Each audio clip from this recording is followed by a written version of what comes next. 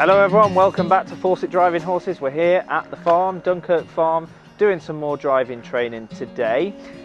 Long reining, as I've said before, is a real fundamental part of driving training. So I've got Jonathan Waterer here, who's doing a lot of the long reining for us with Severus. I'm going to hand over to him now. He's going to do a little bit of a tutorial on good tips for long reining. So Jonathan, I'll let you take it from here.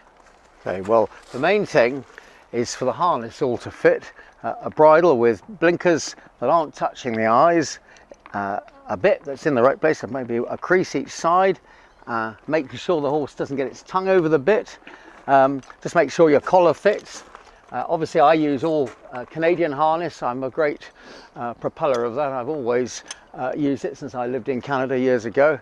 The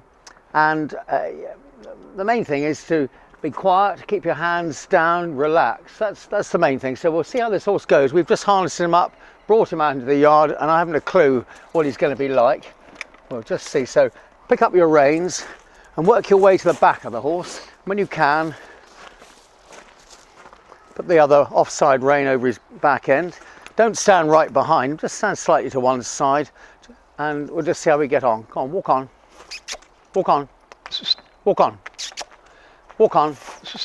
Right, and then nice and quiet with your hands, give him his mouth, go on, walk on, and he'll be scruffy for a minute. Just let him get going. Go on, walk on, walk on. Good boy, that's it. Keep the command simple, so we just say walk on. I sometimes give a whistle. Go on, just to reinforce it. Go on, boy, go on, come round.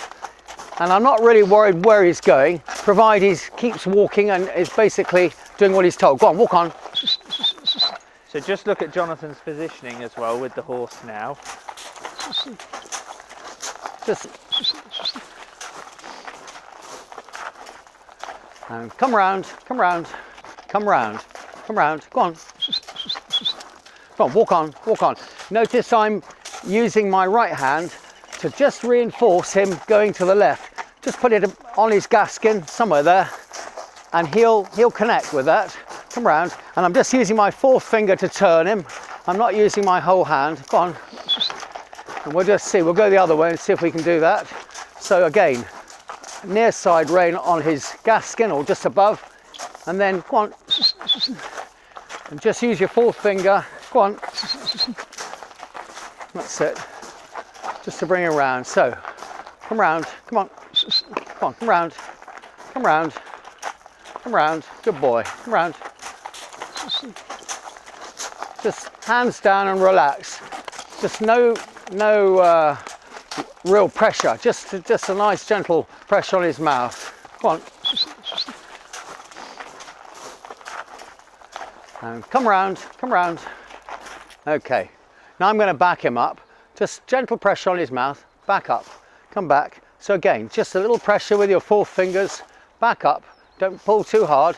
And when he does it, give him his head. Come back, come back, come back, come back, come back, come back. You just see a bit of resistance. He doesn't really know what I'm asking him to do, but he's got some idea. Come back. Just keep his head straight so he comes in a straight line as best as possible. And that's about it. We won't do any more. Whoa, stand there, boy. Okay, good boy. Whoa.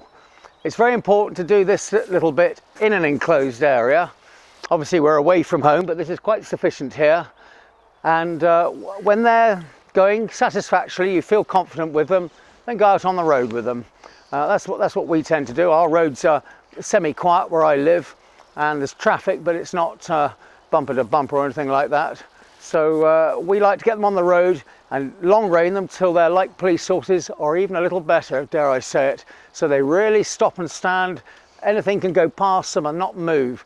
And at that point, we take them home, and then we put them on the hitch cart on the near side, put a well-schooled horse on the outside for his buddy to give him confidence and teach him the ropes. So just to recap, we want the horse very relaxed, very confident, and knowing what we want him to do, and trustworthy. We need to be inside that horse's brain. So I know really what I'm going to expect when I get on the road. We don't want to go on the road and have some kind of a problem.